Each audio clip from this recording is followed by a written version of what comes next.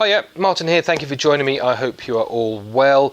We're living in really uncertain times at the moment. Many of us are having to work from home, others are having to self-isolate or are choosing to self-isolate.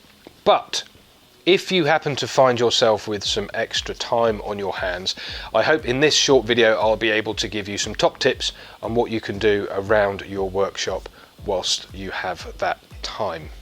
Well, this is what I plan to do in my workshop. As you can see behind me and around me, the place is in a bit of a state.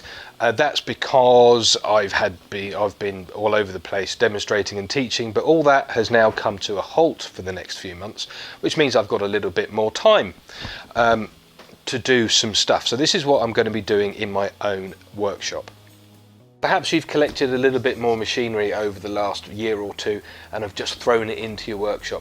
Now might be the ideal time to rearrange your workshop a little bit to have a more efficient workflow. Your machine beds may also need a little bit of TLC, so get out the rust cleaning stuff, give them a little bit of a clean down, apply some machine bed wax to make sure that they're ready to use and be in perfect condition next time you need to use them. One thing I've never been particularly good at is keeping my workbenches tidy.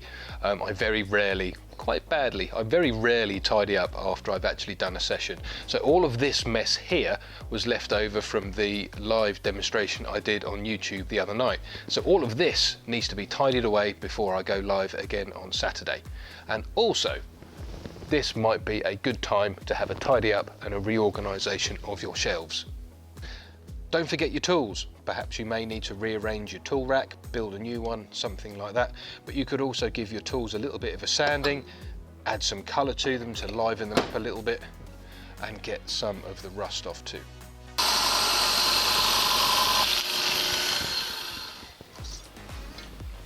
Sharpen your tools as well.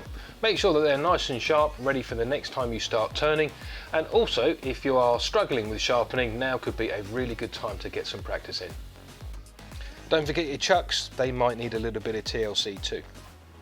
Reorganise your wood stock. If you've got loads of blanks floating around the workshop, now's the ideal time to get them all sorted into bowl blanks, species, different sizes, all that kind of thing.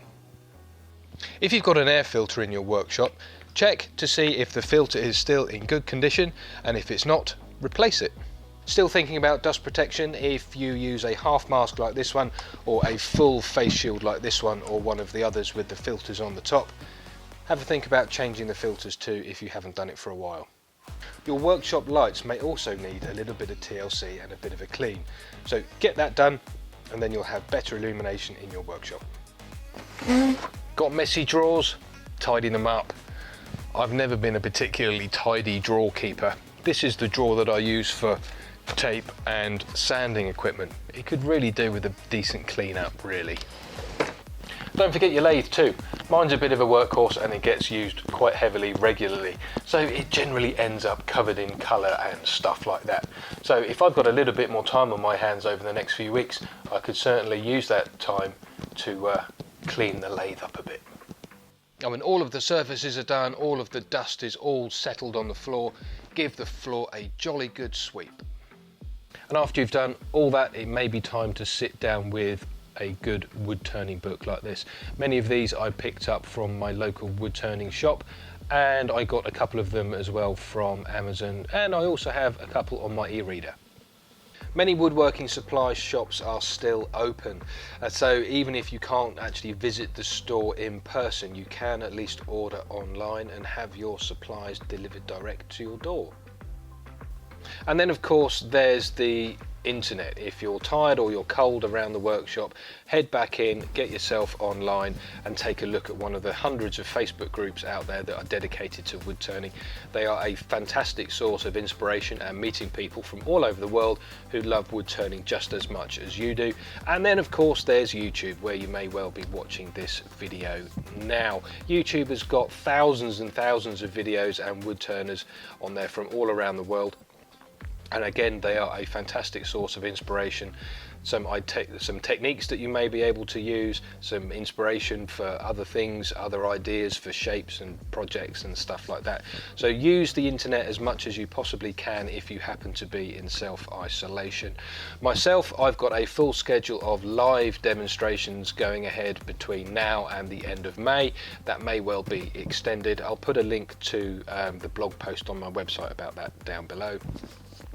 And so hopefully I will see you on one of the demonstrations over the next few weeks. But for now, please do stay safe. I hope you enjoyed the video. Please do like, share and subscribe, and I will see you on and around Facebook, Instagram and YouTube over the next few weeks. Thanks for watching. Bye for now.